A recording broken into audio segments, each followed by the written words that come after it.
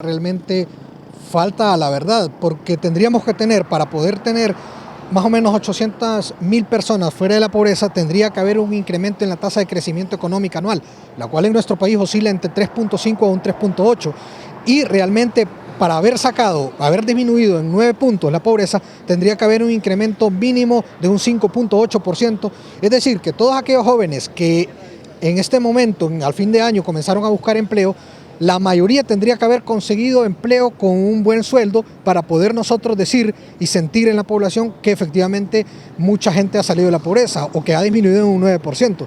Pero es todo lo contrario, incluso podemos ver en nuestros hogares que con todas las familias que nos están viendo, ahora les cuesta más accesar a la canasta básica, lo cual implica en realidad una disminución, porque hay mucha gente que tenía acceso a la canasta básica hoy en día no lo tiene. Entonces, en realidad es un incremento a la pobreza en vez de una disminución. Y se refleja en la tasa de crecimiento económica, la cual no ha aumentado. De hecho, en los índices del Banco Mundial se asume que para el 2024 va a haber una decreción a un 3.2%, incluso a menos de 3% en nuestro país. Es decir, los datos no concuerdan con los del INE, los datos de los organismos internacionales. Ellos indican que este crecimiento económico o estos nuevos 800.000 nuevos clase media se han dado en la zona rural del país, pero ¿qué punto específicamente cree usted que el INE estudió para dar ese resultado? Porque también ellos sacan pecho de que esta evaluación, este estudio está avalado por la CEPAL.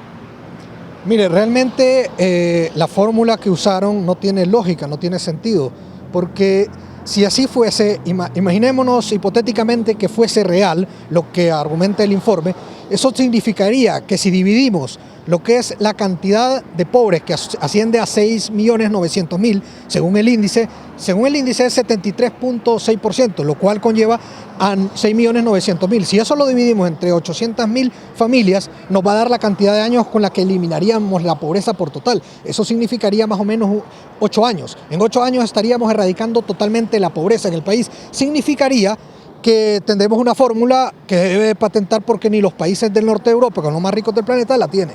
O sea que esto sería ya algo histórico, algo para Ripley, podríamos decir, que porque no existe o existe algún hecho que se ha dado en Latinoamérica donde en un año se puedan reducir o puedan pasar 800.000 personas a la clase media.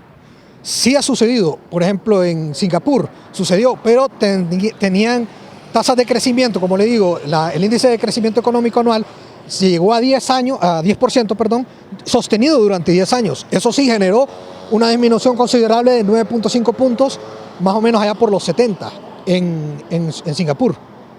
¿Y en el desarrollo económico del país existe alguna diferencia que esta reducción de pobreza sea del área rural o el área urbana?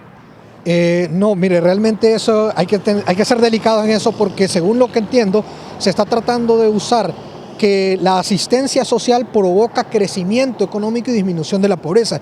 Y ojo, lo único que provoca crecimiento económico son lo que indica la ciencia económica, lo cual es reducción al gasto público y la no penalización al sector productivo. Raramente se ha estado aplicando lo contrario en el país, por lo tanto no tiene lógica lo que ellos vienen argumentando. Y ojo con eso, con ese dato, lo que es el asistencialismo y la asistencia social provoca más pobreza, no menos pobreza.